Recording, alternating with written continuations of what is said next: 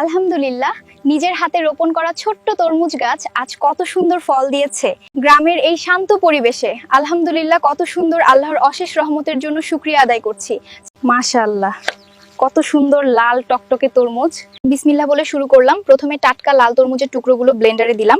এরপর পরিমাপ মতো দুধ ঢেলে দিলাম, যাতে শরবতটা হয় আরো ক্রিমি, নরম আর সুস্বাদু। আমরা চিনি ব্লেন্ডারে ঢেলে দিলাম।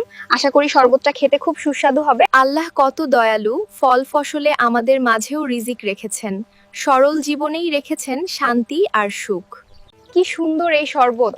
আল্লাহ আমাদের কত নিয়ামত আর বরকত দিয়েছেন, আলহামদুলিল্লাহ। অবশেষে ঠান্ডা ঠান্ডা তরমুজের শরবতে আইস ঢেলে দিলাম।